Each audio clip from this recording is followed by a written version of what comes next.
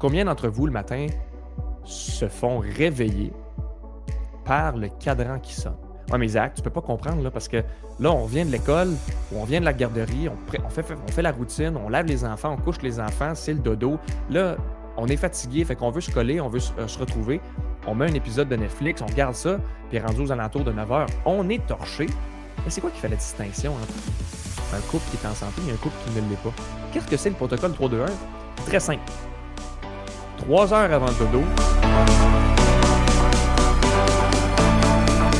Eh bien, bonjour à tous. Bienvenue, mes leaders, sur ce nouvel épisode de podcast Isaac de la méthode 48 heures avec vous aujourd'hui. Si vous parlez français, eh bien, je vous dis bonjour. Si vous parlez anglais et que vous écoutez le podcast en français, je vous dis bonjour. Peu importe la langue que vous parlez, si vous êtes capable de me comprendre aujourd'hui, eh bien, c'est à vous que je m'adresse, mes amis. Pourquoi? Parce que ce podcast-là s'adresse à tout homme, toute femme, toute personne qui se retrouve entre les deux parce qu'il n'est pas capable de prendre une direction. Ça s'adresse aux propriétaires d'entreprise, ça s'adresse aux salariés, ça s'adresse à tout le monde parce que ce dont je vous parle aujourd'hui, c'est directement lié avec chacune des personnes qui se retrouvent sur la planète. Et oui, évidemment, si vous ne parlez pas en français, ça va être un peu difficile de comprendre ce que je vais vous partager, mais éventuellement, il y aura des podcasts qui vont sortir en anglais également. C'est un virage que Patrice et moi, on veut prendre. Pourquoi? Parce qu'on veut populariser la méthodologie de la méthode 48 heures. Pour la simple et bonne raison qu'on est très, très, très au fait de l'impact positif que ça a dans la vie de plusieurs d'entre vous. Alors, vous le savez, on a plus de 2000 personnes qui ont été formées avec la méthode 48 heures. On a plus de 200 chefs d'entreprise qui l'ont implémenté dans leur vie. Et on voit vraiment l'impact positif que ça a. Et Patrice et moi, on est sur une mission, c'est de faire connaître la méthode 48 heures au plus de gens possible sur la planète. On commence par le marché francophone et ensuite on tournera vers le marché qui est plus anglophone. Mais bon, d'ici là, je suis vraiment content de parler le français et c'est une langue que j'apprécie particulièrement parce qu'elle est belle, selon moi. OK, je me recadre. Aujourd'hui, on s'adresse, comme je vous le disais, à quelque chose qui nous touche tous, chacun et chacune d'entre nous, être vivant sur la planète. Qu'est-ce que c'est plus précisément? Eh bien, c'est la façon dont vous vous préparez pour aller faire dodo. Dernièrement, j'étais avec un des membres Mastermind en coaching one-on-one. Et lorsque je discutais avec lui, il me disait en 2023, parce qu'il a commencé, il a joint le Mastermind en 2023, il est encore là d'ailleurs aujourd'hui. Il me disait, j'étais beaucoup plus performant. Je vais l'appeler M. Tremblay pour les besoins de la cause. Fait que M. Tremblay me disait, Isaac, avant, là, j'étais vraiment, vraiment beaucoup plus performant. On dirait que j'avais plus d'énergie, j'avais une capacité de me concentrer qui était beaucoup plus présente et on dirait que ça y allait au toast. Et évidemment, il ne m'a pas dit ça y allait au toast, là, mais je vous rephrase un petit peu ce qu'il m'a dit. Puis ça m'a interpellé, puis on a creusé pour voir qu'est-ce qui a été différent dans son quotidien par rapport à 2023 versus maintenant. Il y a beaucoup d'éléments qui ont changé dans sa vie, évidemment. Mais un des éléments principaux qui avant, il maîtrisait de façon incroyable et qui aujourd'hui n'est plus présent, c'est un de ses rituels. Je vais vous renommer les rituels parce que je sais qu'il y en a qui vont être exposés à ça pour la première fois. Patrice et moi, on n'aime pas ça dire il y a des routines en place. On trouve que routine, c'est un mot qui est comme un peu moins plaisant. Donc, il y a 5 rituels. 5 rituels qu'on enseigne à la méthode 48 heures.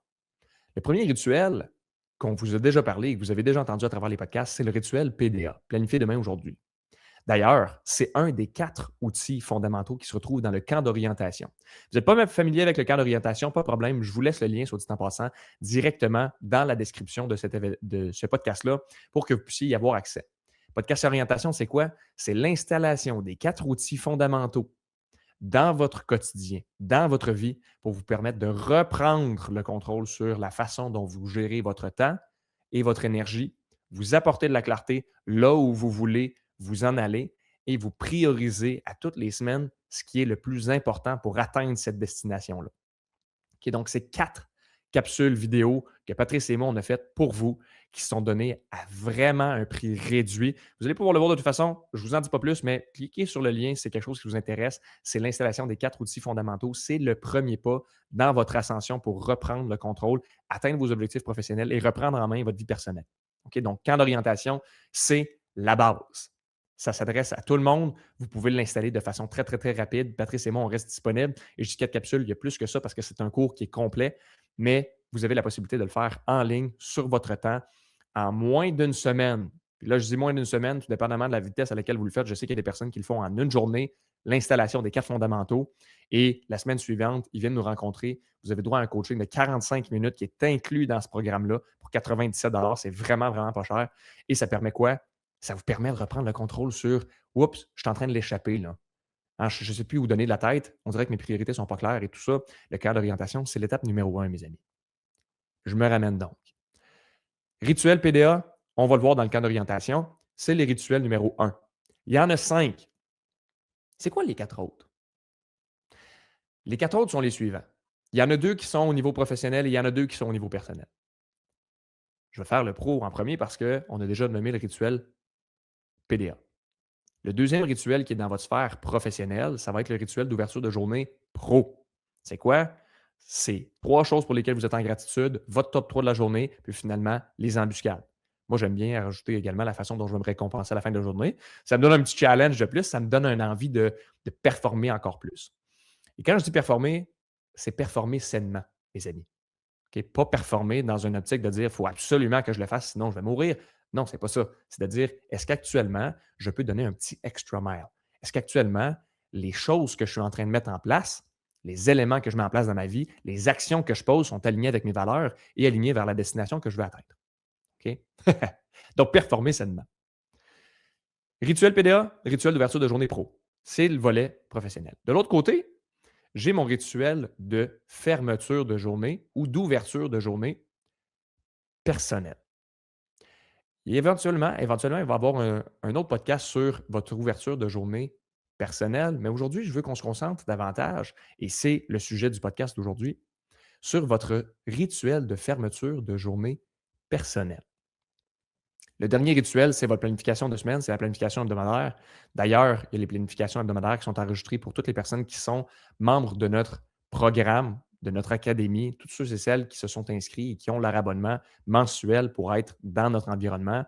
Vous y avez accès. C'est ce qu'on appelle le camp de base. Okay? Donc, le camp de base, c'est quoi? C'est l'environnement où vous pouvez venir vous entraîner, faire vos planifications hebdomadaires, planifications mensuelles, et ainsi de suite. Donc, je me ramène, discussion avec le membre du mastermind.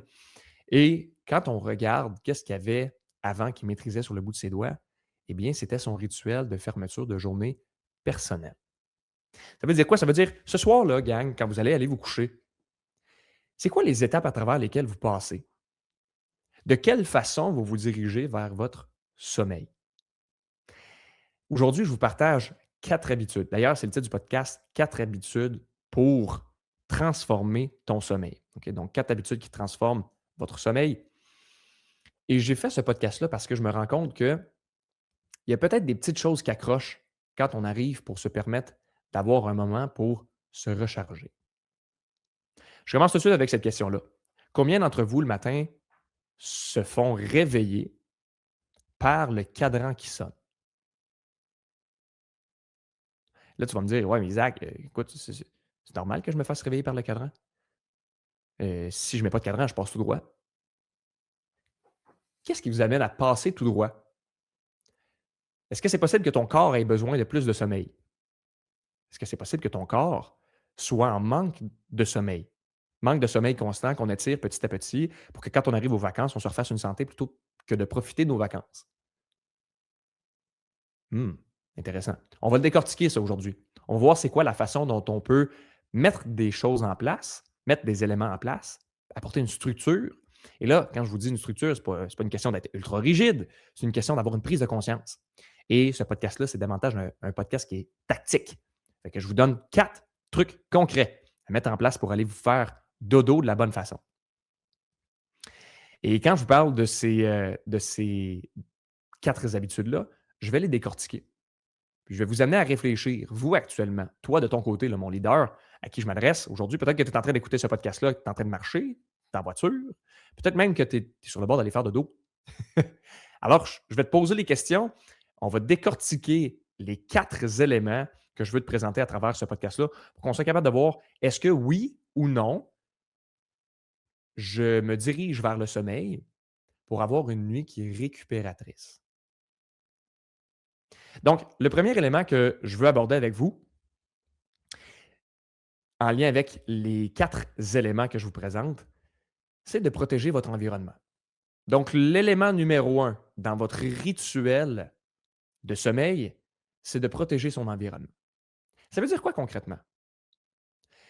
Je parle avec, beaucoup de personnes en lien avec tout ce qui est productivité, leadership et j'adore avoir des discussions avec les jeunes couples. Les jeunes couples qui souvent ont des enfants en très bas âge. Pourquoi? Parce que selon moi, c'est là où toute la magie opère, où la magie se perd. Puis, évidemment, je me prononce et j'ai pas d'enfant. Et mon frère tend à me le rappeler de façon régulière. Ouais, mais tu peux pas comprendre, tu n'as pas d'enfant, Isaac. Ça me fait toujours rire. Parce que en n'ayant pas d'enfant, j'ai pas de billet sur ah oui, mais j'aime tellement mon enfant que je suis prêt à faire n'importe quoi pour lui. Ce qui fait que je n'observe que des faits, les amis. Et aujourd'hui, je vous partage ce que je vois. Et là, vous en ferez ce que vous voulez de ce premier truc-là, de protéger son environnement. Imaginez que vous êtes un jeune couple et que là, vous venez d'avoir un enfant. Et là, je m'adresse aux jeunes couples, mais après ça, je vais le faire pour les personnes qui sont célibataires également. Je vais le faire pour les personnes qui sont en couple, qui n'ont pas d'enfants. Je vais le faire pour les personnes qui sont en couple depuis des années, que les enfants sont rendus grands et tout ça. OK? Donc, quand je vous parle de protéger votre environnement, c'est qui vous permettez d'avoir accès à votre chambre, à l'endroit le plus important pour que vous soyez capable de recharger vos batteries pour faire votre journée du lendemain. À qui vous donnez accès à cet emplacement-là? OK. Il se peut qu'il y ait un environnement, par exemple, vous êtes un couple, vous commencez dans la vie, vous n'avez peut-être pas les moyens pour vous permettre d'avoir, heu, une maison. Vous êtes peut-être dans un environnement, dans un 4,5, dans un 3,5 et que vous n'avez pas la possibilité d'avoir une chambre séparée pour le bébé qui vient de naître. D'accord. Contexte particulier, ça je le comprends. Advenant le fait, vous avez une chambre pour le bébé ou pour votre enfant qui vient pas juste de naître, là, il est rendu à 1 an, 2 ans, 3 ans et que cet enfant-là pleure et là, vous vous levez et là, vous l'apportez et vous le ramenez avec vous dans la chambre et là, il y a une petite habitude qui se crée. Il y a une petite habitude qui se crée où, ben, maman et papa ou papa et maman, peu importe, j'inclus tout le monde, n'ont plus la possibilité d'avoir cet espace-là seulement pour les 2. Il y a un troisième individu qui rentre dans cet environnement-là, dans cette sphère-là, dans votre vie. Et là, il y a une habitude qui se crée où l'enfant rentre dans ce cocon-là, dans cet espace-là qui est le vôtre et qui amène un dérangement. Et là, la chambre, je vous pose la question, je te pose la question de ton côté, à quoi ça sert la chambre? Pourquoi la chambre est-elle prévue? Réponds à cette question-là, réfléchis-y quelques instants. Après ça, tente de voir est-ce qu'il y a une cohérence entre ce pourquoi c'est prévu et ce qui se passe réellement. Ou est-ce qu'il y a une incohérence? Imaginez qu'on dit que la chambre, c'est l'endroit où c'est le cocon pour le couple. C'est l'endroit où le couple peut se retrouver. C'est l'endroit où le couple peut partager à l'autre les raisons pour lesquelles on continue à entretenir cette flamme-là entre nous. C'est l'endroit où on peut se permettre de se déposer, de se retrouver, de pratiquer des activités conjugales. C'est l'endroit où on se retrouve, nous, en tant que 2 personnes qui s'aiment et qui se dédient du temps. Ouais, mais Isaac, tu peux pas comprendre là, parce que là, on revient de l'école ou on revient de la garderie, on fait la routine, on lave les enfants, on couche les enfants, c'est le dodo. Là, on est fatigué, fait qu'on veut se coller, on veut se retrouver. On met un épisode de Netflix, on regarde ça, puis rendu aux alentours de 9 heures, on est torché, on est fatigué. Ça fait qu'on s'en va dans la chambre, puis on se couche. Mmh, c'est une belle façon de prendre soin de son couple. C'est une belle façon de nommer les choses qui sont encore inconfortables. C'est beaucoup plus facile, hein, de regarder la télé en silence, de se coller, plutôt que de nommer les inconforts, plutôt que de nommer les raisons pour lesquelles je suis donc bien content de me lever à côté de toi tous les matins. je me sens privilégié de me coucher ce soir et de pouvoir être à côté de toi. Et je sais qu'il y a des couples qui se couchent et qui vont se coucher ce soir. Et peut-être que c'est ton cas. Tu vas te coucher dos à dos avec ton partenaire ou ta partenaire. Parce qu'il y a des choses que vous ne nommez pas. Il y a des enjeux que vous vivez que vous préférez mettre sous silence. Vous permettez aux enfants de rentrer dans ce cocon-là parce que c'est plus facile d'avoir une distraction dans le couple plutôt que de l'entretenir. Et là, ben, au fur et à mesure où ça avance, finalement, on se permet d'aller se coucher avec le petit dernier pour faire sa routine du dodo, puis c'est là qu'on s'endort. On n'entretient pas le couple. Donc, quand je vous parle de protéger votre environnement, c'est ne laissez pas qui que ce soit rentrer dans cet environnement qui est le vôtre, à vous, à votre partenaire. OK? C'est un endroit qui est précieux, c'est un endroit qui est sacré. Donc, truc numéro un, gang, pour apporter un dodo qui est récupérateur pour protéger votre sommeil, ne laissez personne entrer dans votre chambre. C'est votre endroit sacré. C'est votre endroit précieux. Et là, je le sais, là, je l'entends dans mon oreille. Là. Ceux qui vont me dire: «Oui, mais Isaac, quand le bébé pleure, je vais prendre le bébé, je vais le rapporter, puis hein, on va retourner dans la chambre.» Je le comprends, ça, gang. OK? Ça peut être des exceptions. Mais quand l'exception, ça devient la règle, puis qu'on laisse ça arriver tout le temps, au lieu de prendre l'enfant et d'être discipliné et de le retourner dans son lit et de lui permettre d'être en sécurité avec son espace à lui et de protéger son espace à soi, c'est là où je vois qu'il y a énormément de couples qui se laissent aller, qui se brisent, parce qu'ils n'entretiennent pas cet environnement-là. En passant, je ne suis pas psychologue, by the way. OK? Là, je sais qu'il y en a qui vont me dire: «Ouais, mais Isaac, tu ne peux pas te prononcer là-dessus parce que tu n'es pas un psychologue.» Allez voir un psychologue de couple, à la limite. Allez vous faire une thérapie de couple. Je vous dis seulement ce que j'observe en discutant avec des amis, en discutant avec des chefs d'entreprise, en discutant avec des mamans, en discutant avec des papas, en discutant avec des couples qui, encore aujourd'hui, sont ensemble après plein d'années et qui semblent être heureux. Puis je leur pose la question: «Et c'est quoi qui fait la distinction entre un couple qui est en santé et un couple qui ne l'est pas?» Et tous les couples qui, selon moi, sont beaux ensemble et qui s'entretiennent me disent la même chose. On entretient notre couple et on le protège. On ferme la porte aux opportunités qui pourraient se présenter et on entretient cet endroit-là qui est le nôtre. On, je vais donner d'autres trucs, mais vous le verrez. Là. Donc, l'environnement qu'on a, c'est à nous. Parce qu'avant d'avoir des enfants, il y avait le couple. Quand les enfants vont être plus vieux, il y aura quoi? Il y aura encore le couple. Et si on veut être capable de soutenir nos enfants dans leur progression, dans leur croissance et tout ça, on doit entretenir quoi? Nous et le couple. Alors, protégez votre environnement, les amis. Maintenant, tu es célibataire ou tu n'as pas d'enfant, ça ne change rien. Dans ce sens où votre chambre, c'est à vous. C'est l'endroit où il n'y a pas personne qui devrait être là. Vous invitez des gens à la maison, vous faites un party, vous accueillez des amis. Votre chambre, c'est à vous. Vous avez le droit de la décorer comme vous le voulez, mais protégez cet environnement-là. Truc numéro 2, le protocole 3-2-1. Peut-être qu'il y en a qui sont familiers avec ça, peut-être qu'il y en a que c'est la première fois qu'ils vont être exposés à ça. Qu'est-ce que c'est le protocole 3-2-1? C'est très simple. 3 heures avant le dodo, plus de nourriture. Pourquoi? Parce que votre système digestif, vous ne voulez pas qu'il soit à pleine révolution quand vous allez faire dodo. Vous voulez qu'il ait déjà entamé son processus.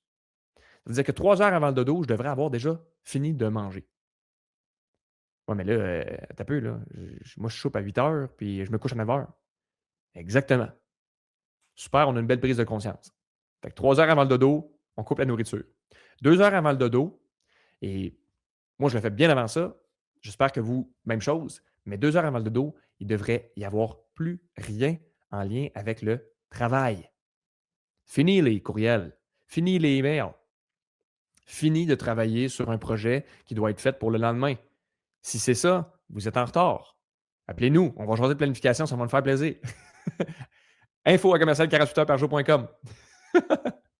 OK, donc 2 heures avant le dodo, plus rien qui est en lien avec le travail. 1 heure avant le dodo, plus d'écran, plus d'écran. Je vais le redonner juste une troisième fois pour être certain. Il ne devrait plus y avoir d'écran, que ce soit la télévision, que ce soit l'iPad, que ce soit la tablette. Et je vais aller plus loin, la liseuse. Il y a des liseuses qui sont faites pour réduire la lumière bleue, mais il y en a d'autres que non. D'ailleurs, j'avais une discussion et je salue Bruno. Bruno, qui est un ancien membre du Mastermind avec lequel on collabore aujourd'hui. Bruno, qui est un coach dans l'académie. Et Bruno me mentionnait, il dit: «Je me suis rendu compte que ma tablette, ce sur quoi je lisais, ben, ça m'empêchait d'aller dormir parce qu'il y avait de la lumière bleue puis ça me gardait réveillé». Donc, faites attention sur le support que vous utilisez lorsque vous vous permettez de faire votre protocole 3-2-1. Donc, 1 heure avant le dodo, plus d'écran. Ça devrait être le moment où vous vous permettez d'avoir une discussion avec votre conjoint, de prendre soin d'elle. Je dis conjoint, conjointe ou conjoint. Donc, de prendre soin de votre partenaire de vie, de peut-être lire, de peut-être écrire, de faire une activité qui vous amène vers le repos. OK? Donc, protéger votre environnement, c'est le numéro un. Numéro 2, protocole 3-2-1. Numéro 3, truc numéro 3 aujourd'hui pour vous, faites un brain dump. Ça veut dire quoi? Votre cerveau fonctionne de sorte que vous êtes toujours en alerte sur les choses qui ne sont pas réglées. C'est normal. Ça veut dire quoi? Ça veut dire que j'ai tout le temps une application. Imaginez, là, je prends votre cerveau et je fais le parallèle avec un ordinateur. Votre ordinateur est toujours en train de rouler. Il y a tout le temps des applications en arrière qui sont en train de faire des mises à jour. Tout le temps des applications en arrière qui sont en train de travailler. Pas beaucoup. Ils ne sont pas à plein régime, ils ne sont pas à leur plein potentiel, mais ils utilisent quand même la bande passante. Et on veut faire quoi? On veut réduire ça. Pourquoi? Pour se décharger mentalement.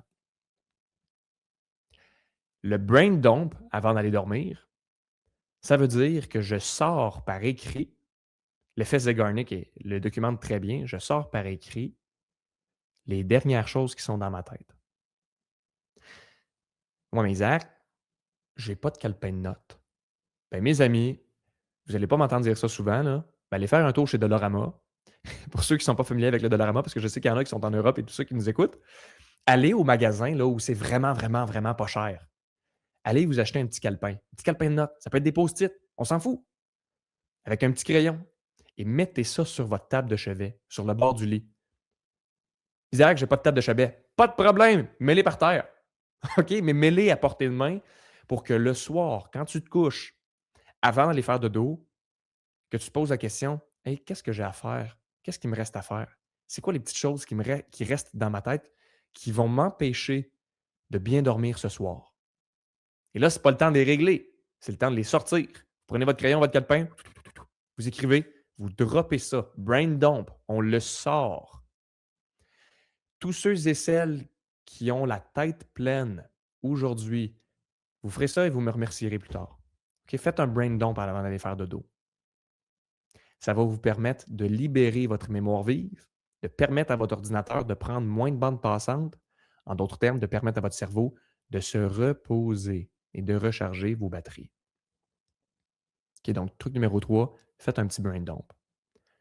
Je les répète jusqu'à présent. 1, protégez votre environnement, c'est votre place, c'est à vous. 2, faites le protocole 3-2-1. 3, vous faites un brain dump. Il reste un truc numéro 4. Qu'est-ce que c'est le truc numéro 4? C'est une bonne question. Aujourd'hui, ça va vous sortir de votre zone de confort. Vous allez supprimer votre alarme de demain matin et vous allez installer une alarme pour aller vous coucher. Isaac, voyons donc. Eh oui. Et là, je te pose la question, là. Non seulement, c'est quand la dernière fois où tu as mis une alarme pour aller te coucher, mais combien d'alarmes tu as demain matin pour te réveiller? Je connais des personnes qui ont 2, 3, 4, 5 alarmes et là, ils se lèvent, ils se réveillent en sursaut. Hey, mais quelle belle façon de ne pas bien commencer sa journée. Je me réveille et j'ai déjà un stress. Et là, je vous invite à vous poser la question, c'est quoi le type d'alarme que j'ai en plus? C'est l'alarme, là? Brin, brin. Je ne sais pas, ça ressemble à quoi vos alarmes de votre côté? Mais pose-toi la question. Est-ce que demain matin, quand mon alarme va sonner, je vais me réveiller tranquillement ou je vais déjà commencer avec un premier stress dans ma journée? Pensez-y, là. Si je commence ma journée avec un stress, dans quel mood, dans quel état d'esprit je me mets? Combien d'alarmes vous avez demain matin? Une, 2, 3, 4, 5 alarmes? Est-ce que vous reportez votre alarme? En bon français, est-ce que vous snoozez? C'est probablement un des éléments qui est le plus dangereux. Parce qu'à chaque fois où vous snoozez, vous entraînez votre cerveau à dire, même quand j'ai un deadline, c'est-à-dire le moment où je dois me lever, c'est correct de le repousser. Et je vais d'ailleurs chercher pour voir s'il n'y a pas une étude par rapport à ça. Mais y aurait-il une corrélation entre le fait que je me permette de commencer ma journée en disant c'est correct de ne pas respecter les deadlines que je me fixe, c'est correct de ne pas être discipliné par rapport à l'heure du lever et ce qui se passe dans votre vie professionnelle. Si vous avez plusieurs retards dans vos dossiers, je serais curieux de voir à quel point vous vous permettez de reporter votre heure de lever, de snoozer en bon français. Je vous amène donc au point numéro 4 qui est planifier une alarme pour aller vous coucher. OK, donc, l'alarme qui change tout, là, c'est l'alarme du dodo. Ça fait longtemps que je n'ai plus d'alarme pour me lever. Par contre, j'ai une alarme pour aller me coucher. J'ai une alarme à 8h05. Puis c'est pas un gros alarme, là, c'est té. C'est tout. Pour me dire: «Isaac, c'est le moment où tu devrais déjà pratiquement être prêt à aller te coucher». Dans mon rituel du sommeil, j'ai la préparation de mon linge pour le lendemain qui est faite. Moi, je prépare mon linge pour toute la semaine en avance. Ce qui fait que le dimanche au soir, quand je me couche, tout est prêt pour la semaine. Vous pouvez faire la même chose de votre côté si ça peut vous aider. Je viens réduire, je viens simplifier, j'enlève le jus de cerveau qui serait nécessaire pour décider qu'est-ce que je vais mettre demain matin. C'est étonnant de voir à quel point on perd du temps sur hey, là, je viens de me lever, qu'est-ce que je vais mettre aujourd'hui? La plus grande partie du rituel d'ouverture de journée personnelle, donc la façon dont vous commencez votre journée le matin, est dédiée à qu'est-ce que je vais mettre. Pendant des années, quand j'étais au secondaire, on avait un uniforme à l'école. C'était simple. Je prenais mon uniforme, je mettais mon uniforme, merci, bonsoir, c'était fini. Et je voyais ma mère qui sortait de sa chambre. Qu'est-ce qui est le plus beau, là? Est-ce que c'est cette paire de pantalons-là ou cette paire de pantalons-là? Est-ce que c'est cette jupe-là ou cette robe-là? Est-ce que c'est ce blouson-là ou celui-là? Les boucles d'oreilles, est-ce que ça fait? Préparez le tout en amont. Je vous le dis, ça va simplifier grandement votre vie. Donc, je reviens maintenant avec l'alarme pour le soir. Quel est l'impact que ça va avoir sur votre vie? Voici qu'est-ce que ça va avoir comme impact sur votre vie. Le premier, ça va être un moment pour vous dire: «Hey, c'est du temps pour moi. C'est le moment où je me permets de d'aller me coucher avec mon partenaire». Et là, ça se peut que vous ayez des particularités, hein. Je pense à tous ceux et celles qui ont un corps de métier qui les oblige à travailler sur différents moments dans la journée, que ce soit de jour, de soir, de nuit. Je pense aux infirmières, aux ambulanciers, aux pompiers, heu, à tous les corps professionnels, les médecins qui vont devoir travailler en dehors des heures normales pour pouvoir fournir un service à la population.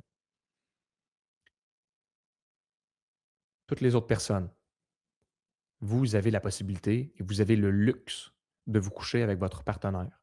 C'est le moment de lui dire à quel point vous l'appréciez, à quel point vous êtes bien avec lui ou avec elle. Et en passant, il y a une façon de le dire, hein. Je vous donne un exemple et là, je m'adresse à vous, mesdames, puis après ça, je le ferai pour vous, messieurs. Mais mesdames, si vous aimez quand votre partenaire est fraîchement rasé, au lieu de lui dire: «Tu es plus beau quand ta barbe est faite, ça pique quand tu as la barbe qui est longue», vous pouvez lui dire: «Chérie, j'adore pouvoir me coller contre ta peau lorsqu'elle est douce». Et je vous le dis, mesdames, votre homme va se raser à tous les jours pour avoir une peau douce pour vous. À l'inverse, messieurs, ne dites pas à votre femme: «Tu es plus belle quand tu souris». Ça se fait pas, ça se dit pas. Allez-y donc avec: «Mon amour, ton sourire illumine mes journées. Je l'apprécie». 2 phrases qui veulent dire la même chose, 2 résultats complètement différents. Je me reprends, vous m'excuserez, c'était un petit aparté. Donc, impact, ça va vous permettre d'avoir du temps de qualité avec votre conjoint ou votre conjointe, mais ça va vous permettre également de récupérer l'énergie dont vous avez besoin et de vous réveiller de façon naturelle.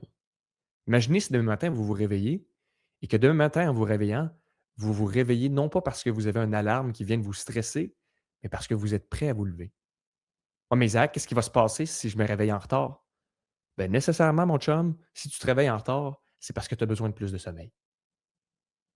Ça veut dire que c'est un beau clin d'œil que tu viens de te faire. C'est un beau cadeau que tu te permets d'avoir.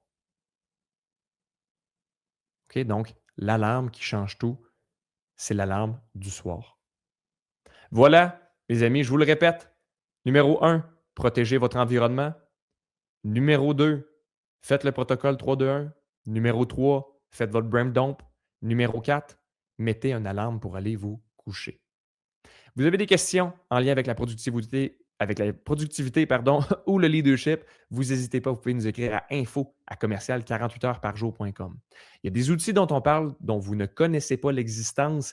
Écrivez-nous, ça va nous faire plus que plaisir. Je vous le rappelle, l'installation des 4 fondamentaux dans la méthode 48 heures, c'est le camp d'orientation. 97 pour vous permettre d'installer ces outils-là. C'est le premier pas. Vous n'avez jamais été exposé à notre environnement, à ce qu'on fait dans la vie. Commencez par ce programme-là, mes amis. Vous allez voir, ça fait une énorme, énorme différence dans la vie de tous ceux et celles qui l'installent. Vous avez aimé le podcast, vous pouvez aimer, partager. Patrice et moi, on est là pourquoi? Pour vous permettre d'atteindre vos objectifs professionnels, mais également réussir votre vie personnelle. Sur ce, mes leaders, je vous souhaite une magnifique journée. Profitez-en bien et on se dit à très bientôt dans un prochain épisode de podcast. Ciao!